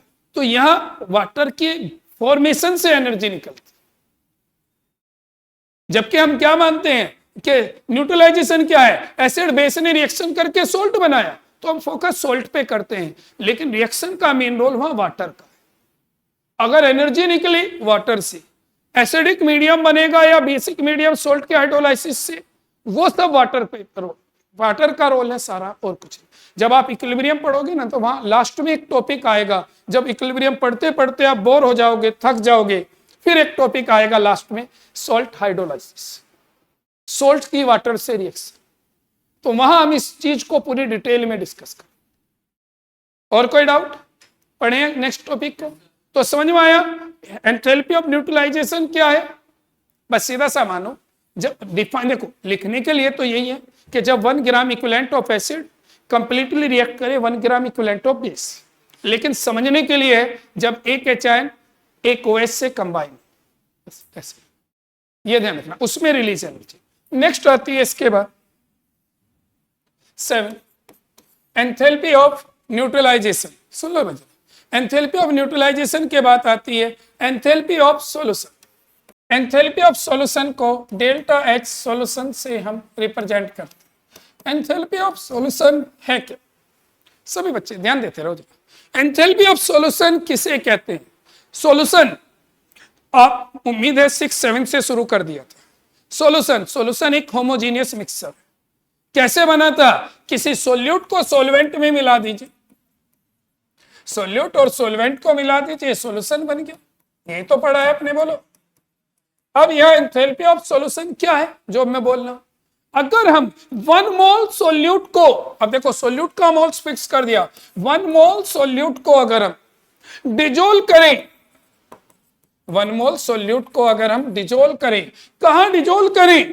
एक स्पेसिफिक अमाउंट ऑफ सॉल्वेंट में। सॉल्वेंट का अमाउंट वो 1 लीटर भी हो सकता है, 1 kg भी हो सकता है, 100 ml भी हो सकता है, 100 ग्राम भी हो सकता है, यानी कि एक स्पेसिफिक अमाउंट ऑफ सॉल्वेंट ले। सॉल्वेंट का अमाउंट हम अपनी मर्जी से यूज कर सकते हैं। तो यानी कि जब हम 1 मोल सोल्यूट को एक स्पेसिफिक अमाउंट ऑफ सॉल्वेंट में डिजोल्व करते हैं, तो इस प्रोसेस में जो एनर्जी चेंज होता है या एंथैल्पी चेंज होता है, उस एंथैल्पी चेंज को एंथैल्पी ऑफ सॉल्यूशन कहते हैं। एंथैल्पी चेंज का मतलब है ये निगेटिव भी हो सकता है, पॉजिटिव भी हो सकता है। ये हर सोल्यूट की अलग अलग नेचर है। कुछ सोल्यूट के लिए ये एक्सोथर्मिक है, कुछ सोल्यूट के लिए एंडोथर्मिक है, ये आपको ध्यान रखना। तो क्या लिखा हमने? जब हम 1 मोल ऑफ, ध्यान से सुनिए, जब हम 1 मोल ऑफ सोल्यूट को एक स्पेसिफिक अमाउंट ऑफ सॉल्वेंट में डिजोल्व करते हैं, इस प्रोसेस में जो एनर्जी रिलीज या एब्जॉर्ब होती, कुछ भी हो सकती, उसको हम एंथैल्पी ऑफ सॉल्यूशन कहते हैं। मान लीजिए मैं आपके सामने लिखता हूं कि हमारे पास NaCl सॉलिड है, इसे हमने वाटर में मिलाया एक्वस, क्या बना? हमारे पास NaCl सॉलिड है, इसे वाटर में मिलाया, क्या मिला? NaCl aqueous. तो आपको पता है सॉल्यूशन बन गया। देखो सॉलिड वाटर में डिजोल्व कर दिया। अब इस प्रोसेस में जो भी एंथैल्पी चेंज होगी उसे एंथैल्पी ऑफ सॉल्यूशन कहेंगे। ये निगेटिव या पॉजिटिव कुछ भी हो सकती है, हर सॉल्यूट के लिए अलग। जो मैंने NaCl लिया इसके लिए निगेटिव होती है, लेकिन किसी के लिए कुछ भी हो सकती है। तो समझ में आया enthalpy of solution. Next point क्या कह रहा हूं मैंने कहा है सॉल्यूट की नेचर पे डिपेंड करेगी। कुछ सॉल्यूट के लिए एक्सोथर्मिक होती है, कुछ सॉल्यूट के लिए एंडोथर्मिक होती है। मान लीजिए आप यहां पानी में, सुनो जरा, पानी में आप शुगर मिलाओ तो शुगर नॉर्मल डिजोल्व हो जाती, इसका मतलब एंडोथर्मिक है।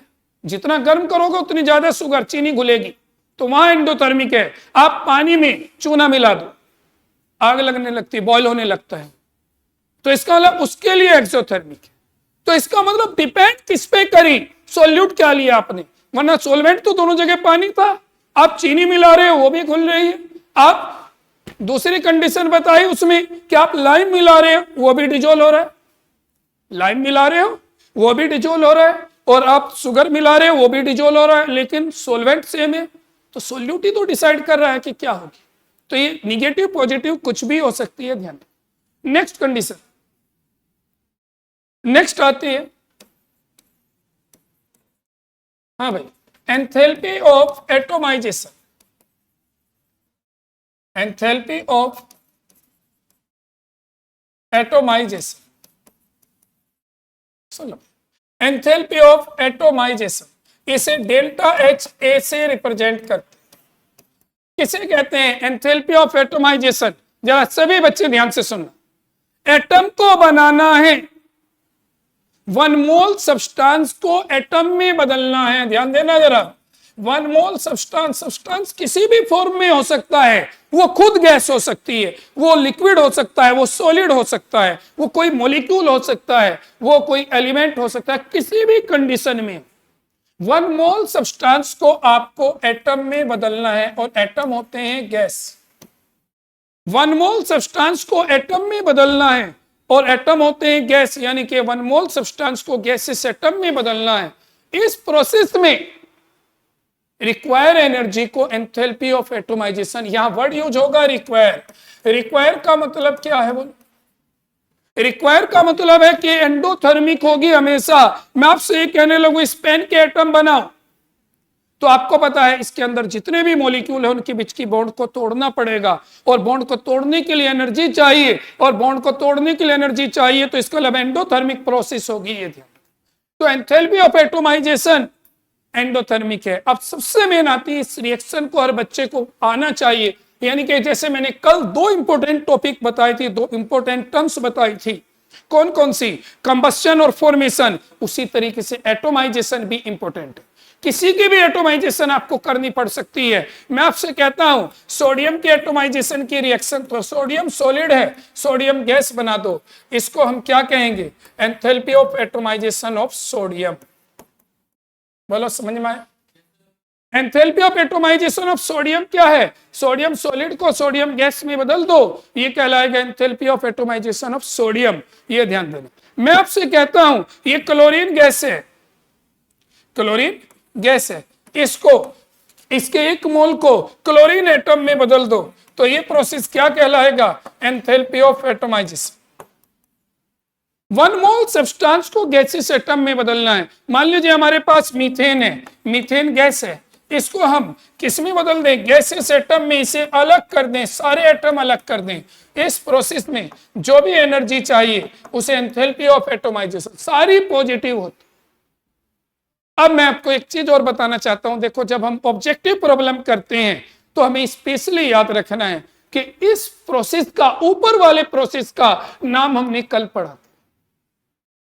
ऊपर वाले प्रोसेस का नाम कल हमने पढ़ा था, कल हमने अलग नाम से बोला था, आज हम इसे अलग बोल रहे हैं। यानी कि कभी कभी सेम प्रोसेस में 2 नाम भी यूज हो सकते हैं। अगर मैं इधर से देखूं तो हमने क्या किया? सॉलिड से गैस बनाई। हमने सॉलिड से गैस बनाया, तो इस प्रोसेस को हम क्या कहेंगे? Sublimation energy.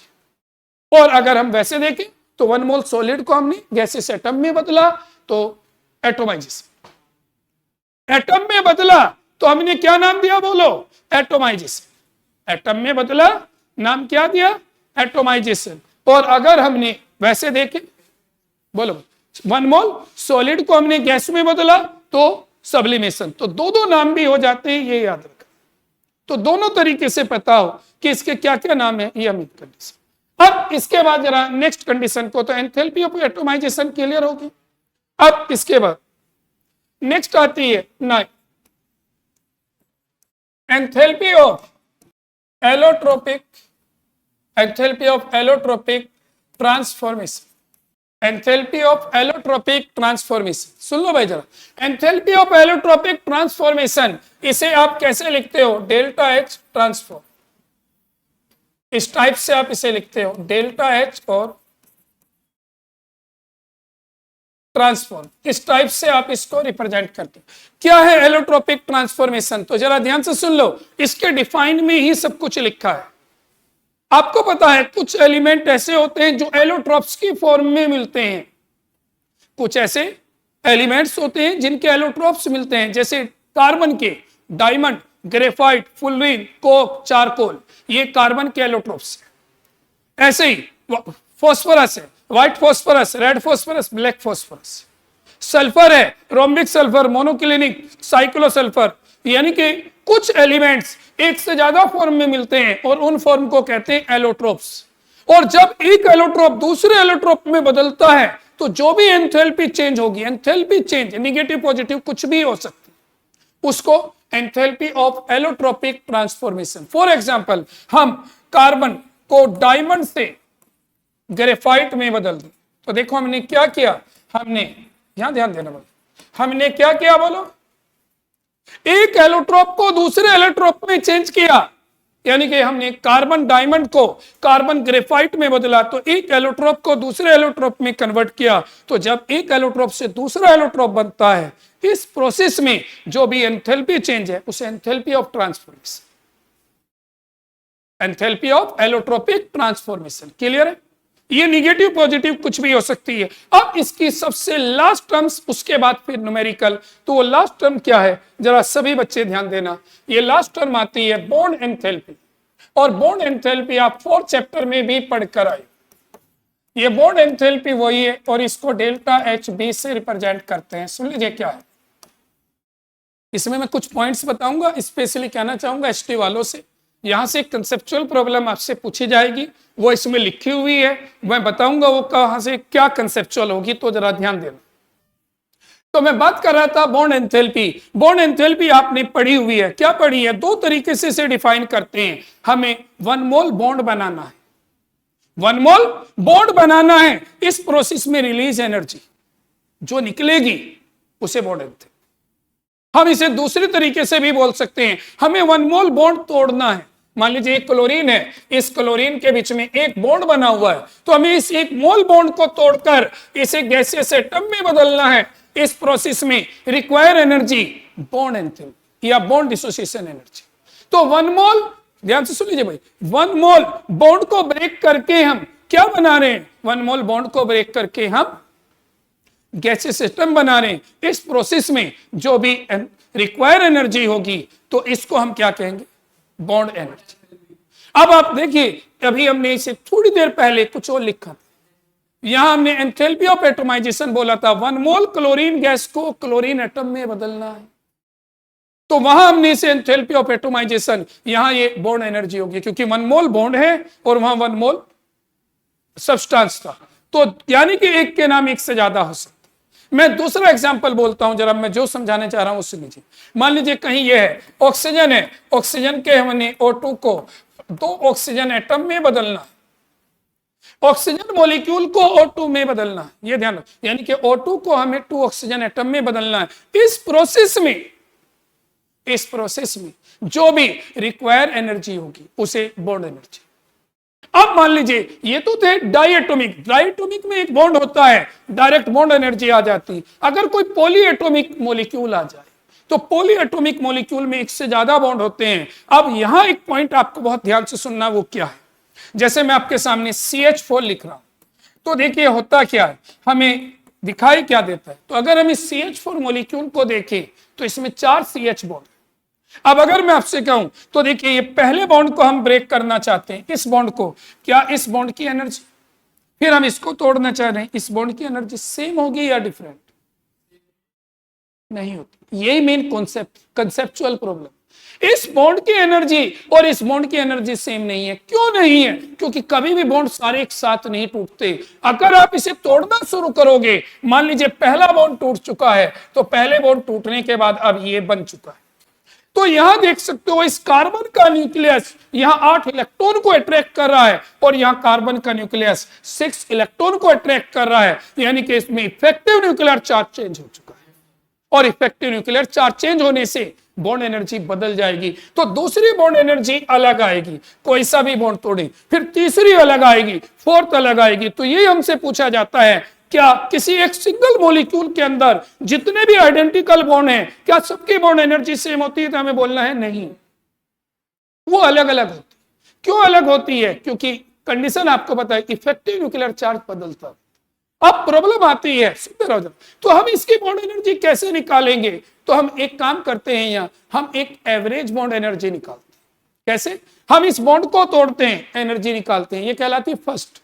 फिर इसको तोड़ते हैं, फिर एनर्जी, फिर इसको तोड़ते हैं, इसके तोड़ते हैं, 4 बॉन्ड ब्रेक करते हैं, और चारों बॉन्ड को ब्रेक करने के बाद हम टोटल एनर्जी का सम कर लेते हैं। अब उन टोटल एनर्जी का सम, जो चारों की बॉन्ड एनर्जी का सम आता है, फिर उस सब को हम 4 से डिवाइड कर देते हैं, और एक बॉन्ड की बॉन्ड एनर्जी हम उसे मान लेते हैं। तो bond energy of CH bond हमने कैसे निकाली? टोटल एनर्जी को चारों बॉन्ड हमने ब्रेक किए, और चारों बॉन्ड जब हमने ब्रेक किए उसे फिर हमने किससे डिवाइड किया? 4 से। उसे हमने किससे डिवाइड किया? 4 से। अब जो एनर्जी आई उसको हम क्या कहते हैं? बोलो क्या नाम देंगे? पहले हमने 4 बॉन्ड को तोड़ दिया, 4 बॉन्ड को तोड़ने के बाद जो टोटल एनर्जी आई उसका सम कर लिया और उसे 4 से डिवाइड कर दिया, तो 1 की बॉन्ड एनर्जी, और ये बॉन्ड एनर्जी होती है एवरेज बॉन्ड एनर्जी। तो मुझे बस ये बोलना है कि अगर किसी मॉलिक्यूल में 1 से ज्यादा आइडेंटिकल बॉन्ड है तो उनकी वो एक्चुअल बॉन्ड एनर्जी नहीं होती बल्कि एवरेज होती है। यहां तक ध्यान रखना है। जैसे आपको यहाँ CH बॉन्ड दिखाई दिया, अब मैं दूसरा मॉलिक्यूल लूं, यहां भी CH बॉन्ड दिखाऊं और आपसे पूछूं बताइए क्या दोनों बॉन्ड एनर्जी सेम है? तो आपको याद रखना नहीं, दोनों बॉन्ड एनर्जी सेम नहीं है। यहाँ का इलेक्ट्रॉनिक एनवायरमेंट अलग है, यहाँ सराउंडिंग एटम अलग है, यहाँ अलग है, तो यहाँ रिपल्सन अलग है, यहाँ रिपल्सन अलग है। तो इसका मतलब ये बॉन्ड एनर्जी और ये बॉन्ड एनर्जी सेम नहीं होती, ये चीज कहना चाहते। तो ये आपसे कंसेप्चुअल पूछा जा सकता है, क्या जो बॉन्ड हमें सेम दिख रहा है क्या वो सेम एटम के अंदर अगर 1 से ज्यादा बार आ रहा है, सेम मॉलिक्यूल के अंदर 1 से ज्यादा बार आ रहा है, तो क्या बॉन्ड एनर्जी सेम है? नहीं। अगर मान लीजिए एक मॉलिक्यूल में बॉन्ड है, दूसरे मॉलिक्यूल में भी वही बॉन्ड है, यही बॉन्ड है और यहां भी यही बॉन्ड, क्या दोनों जगह उसकी एनर्जी सेम होगी? नहीं, डिफरेंट। लेकिन हम हमेशा एवरेज मान के चलते हैं, ये ध्यान रखना। तो एक बार इस बॉन्ड एनर्जी वाले पार्ट को, लास्ट वाला पार्ट स्पेशली पढ़ लीजिए। CCl क्या एवरेज में? H का नहीं, H तो एवरेज में आएगा नहीं, वो तो अकेला है, वो अलग होगा। एवरेज तो इन 3 बॉन्ड एनर्जी का सम करेंगे और उसे 3 से डिवाइड कर देंगे। CH का तो अलग जाएगा ना, तो एक है, अकेला है, अकेले में एवरेज किससे निकालोगे? अगर मान लीजिए यहां ऐसा होता, 2 H होते, 2 Cl, तो इन दोनों का एवरेज तो 2 और इन दोनों का एवरेज इनके लिए था। बोले क्लियर हो गया? अब भी कोई डाउट हो तो बता दो भाई। बॉन्ड एनर्जी में पढ़ जरूर लेना, पैराग्राफ बहुत मेन है। तो ये सबसे मेन और इंपोर्टेंट टर्म्स थी बॉन्ड एनर्जी वाली। तो देखो अब मेरी बात सुनो, अगर मैं न्यूमेरिकल की बात करूं तो न्यूमेरिकल में सबसे ज्यादा यूज होती है कंबस्टन, फॉर्मेशन, फिर बॉन्ड एनर्जी। सबसे ज्यादा न्यूमेरिकल में 3 टर्म्स आती, बाकी टर्म्स आ भी सकती है और नहीं। कंबस्टन, फॉर्मेशन और बॉन्ड एनर्जी, इनका यूज होता है, तो इनकी नॉलेज हमें अच्छी। अब हम मेन टॉपिक पे आते हैं, हैश लॉ, जिस पे न्यूमेरिकल। अब हैश क्या कहता है सुन लीजिए, हैश लॉ, और ये डिफाइन हर बच्चे को याद हो। देखो हैश लॉ की डिफाइन हर बच्चे को याद हो विद एग्जांपल, क्योंकि पेपर के लिए एक वेरी इंपोर्टेंट थियोरेटिकल टर्म्स है। सुन लो भाई जरा, एक वेरी इंपोर्टेंट टर्म्स है, स्पेशली बता रहा हूं किसके लिए? थियोरेटिकल प्रॉब्लम अगर आपको करनी है तो सबसे इंपॉर्टेंट टर्म्स है हैश लॉ। क्या है हैश लॉ? जरा एक बार ध्यान से स्टेटमेंट को सुनिए, मैं आपको बताता हूं। सुन लीजिए, क्या जब हम ध्यान से सुन लीजिए, अगर किसी रिएक्शन को हम एक स्टेप में कराएं, हैश क्या कहता है? किसी रिएक्शन को आप एक स्टेप में कराएं, ए से बी बनाएं, इसमें जो एंथैल्पी चेंज आएगा, सुन लीजिए, मान लीजिए डेल्टा H आता है। अब इसी रिएक्शन को आप एक से ज्यादा स्टेप में कराओ, ए से, सुन लीजिए, ए से सी बनाओ, सी से फिर डी बनाओ, डी से फिर बी बनाओ।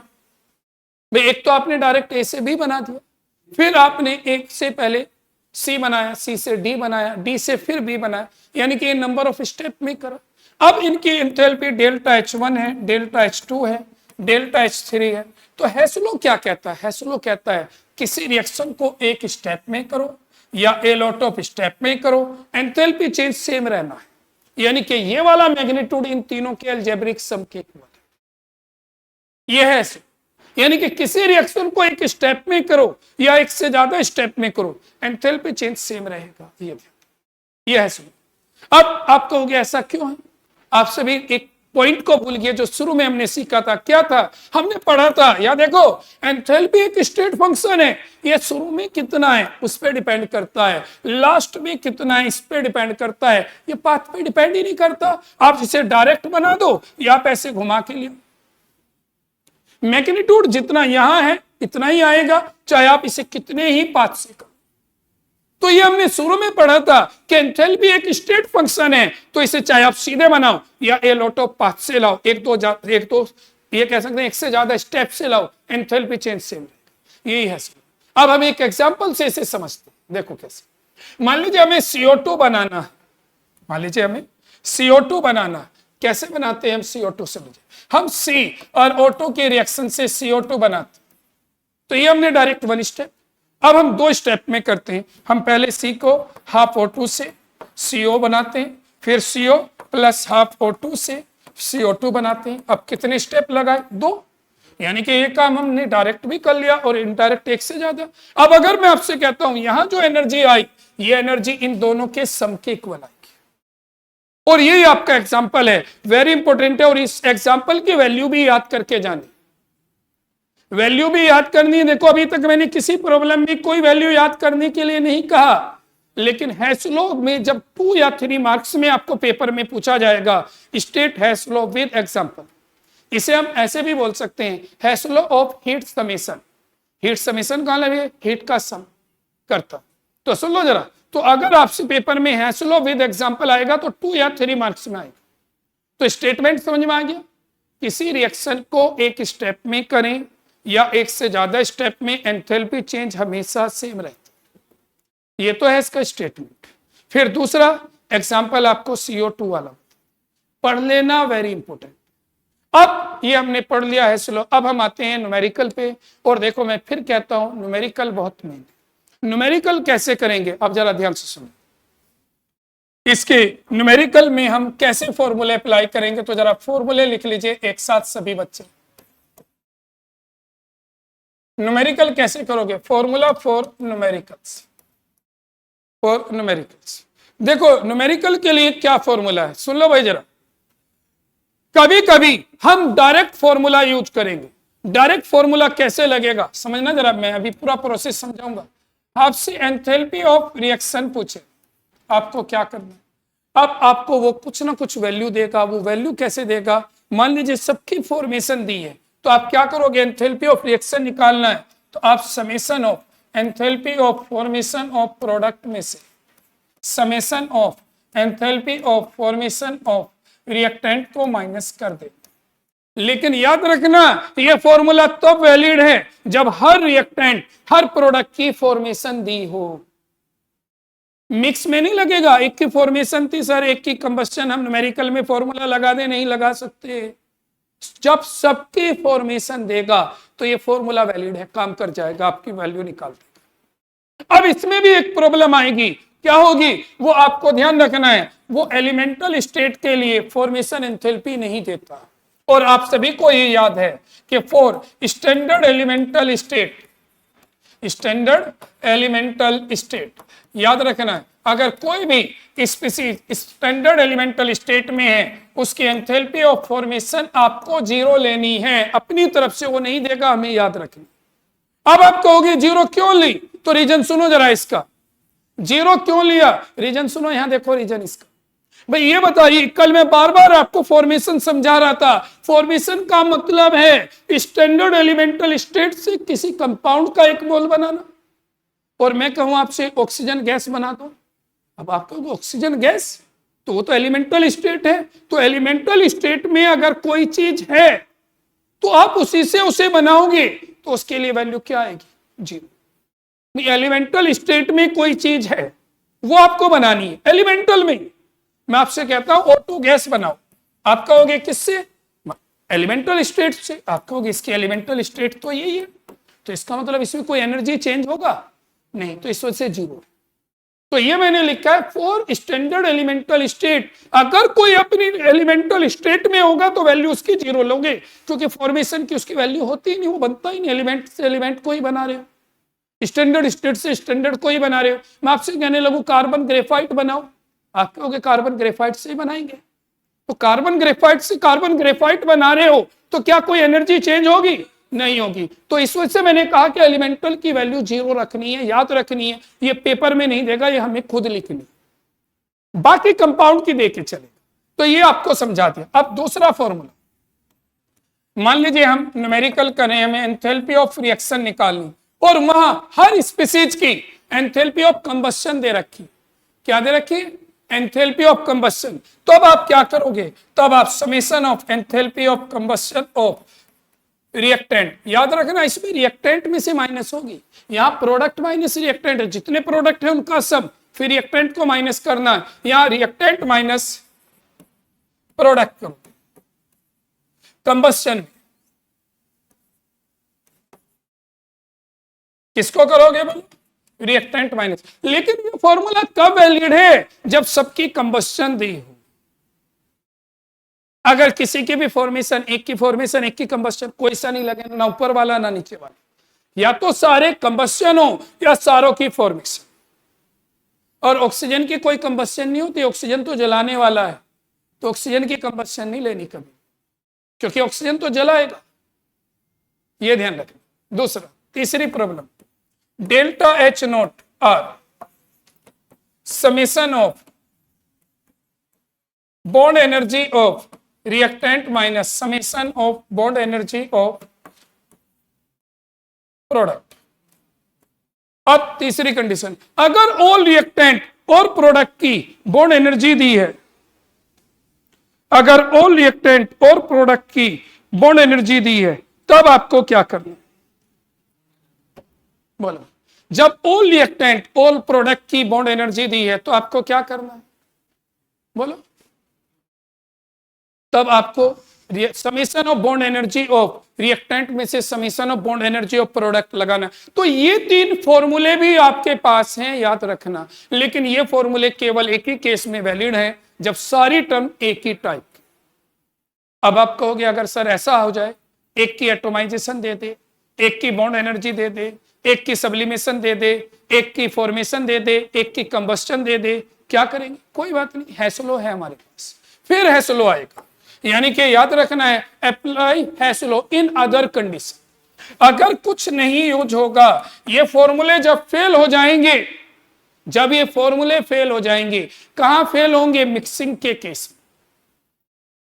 समझना जरा, प्रॉब्लम में लिखा होगा, जब मिक्सिंग के केस में ये फॉर्मूले फेल हो जाएंगे तब हैसलो लगेगा। तो अप्लाई हैसलो,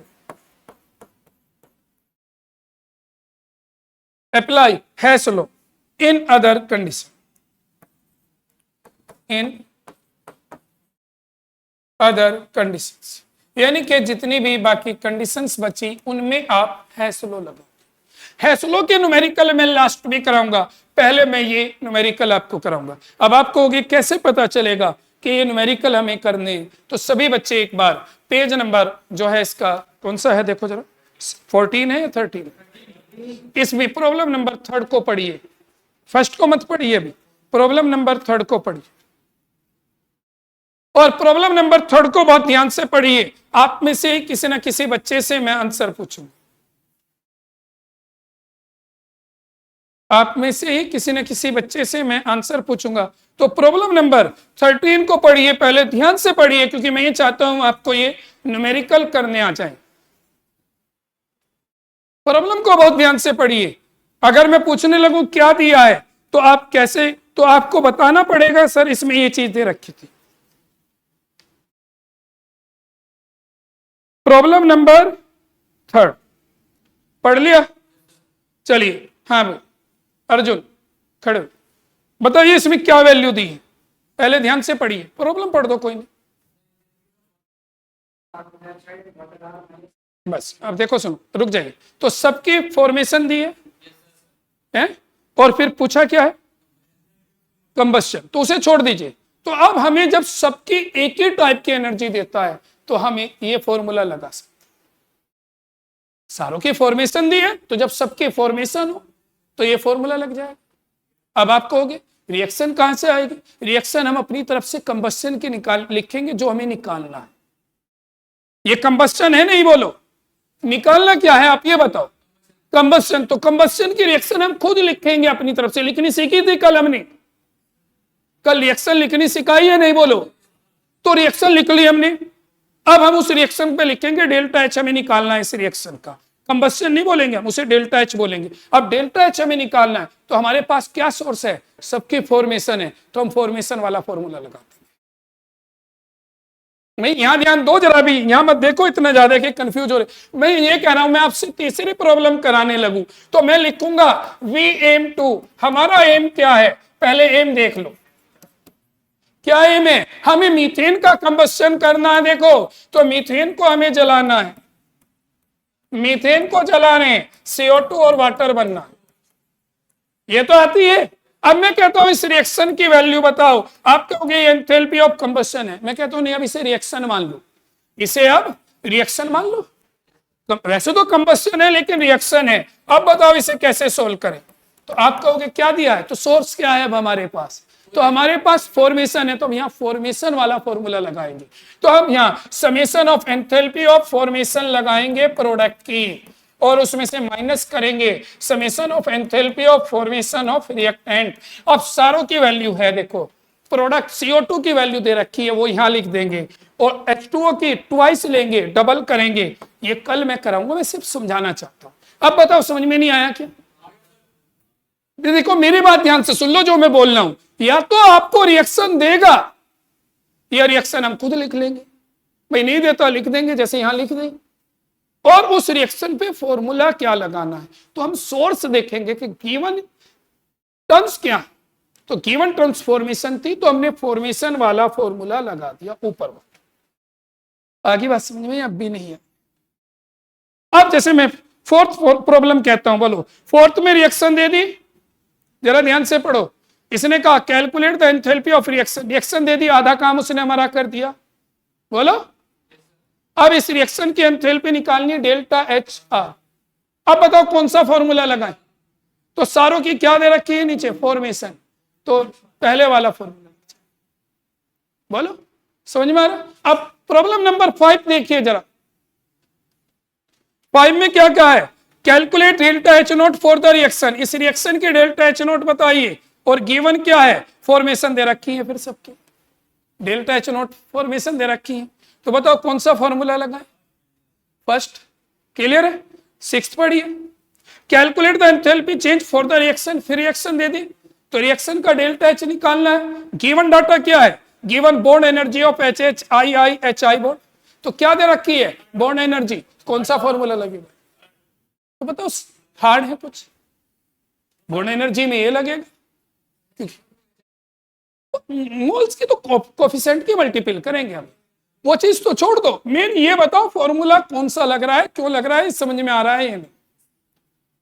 बोलो तो हो जाएंगे इस टाइप के न्यूमेरिकल।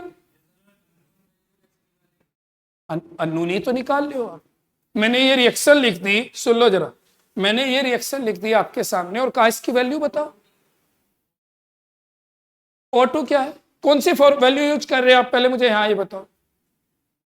नहीं फॉर्मेशन, और अभी मैंने पीछे एक लाइन बोली थी, अगर कोई एलिमेंटल स्टेट में है O2 की, वो एलिमेंटल स्टेट है नहीं, उसकी वैल्यू वो देगा नहीं, वो हमें पता है 0। लिख तो दिया आपको, फॉर्मेशन की O2 की वैल्यू नहीं देगा, वो 0 ले लेंगे। अब बताओ सॉलिड है, 0 लेंगे। किसके, H2 के 0 लेंगे। 3 वाला क्यों नहीं, क्या पूछा है उसमें। तो कंबस्शन की रिएक्शन लिख दो, भूल जाओ कंबस्शन। पहले मेरी बात तो सुन लो, आपने कंबस्शन की रिएक्शन लिख दी, अब रिएक्शन लिखने के बाद भूल जाओ ये कंबस्शन की, अब ये रिएक्शन है। अब इस रिएक्शन की वैल्यू निकाल, तो अब बताओ सोर्स क्या है। तो उसमें आपने एक एडिशनल का रिएक्शन लिखने का कर। देखो बाकी प्रॉब्लम में रिएक्शन दी थी, उसमें नहीं थी, तो उसमें हम नहीं लिखती, फिर रिएक्शन की वैल्यू निकालते। कल जैसे ही आप आओगे आती मैं ये प्रॉब्लम कराऊंगा, तो इन्हें पढ़ के आना, हैसलो याद हो। फिर सुन लीजिए, सबसे मेन और इंपॉर्टेंट है, अगर आप मिड टर्म में, मैं फिर कह रहा हूं, इस चैप्टर में अच्छा स्कोर लाना चाहते हो, तो ये पार्ट थर्मोकेमिस्ट्री शुरू से लास्ट तक वेरी इंपॉर्टेंट है, इसे मेहनत कीजिए। और स्पेशली थर्मोकेमिस्ट्री, थर्मोडायनेमिक्स से नहीं बोल रहा मैं, थर्मोकेमिस्ट्री बहुत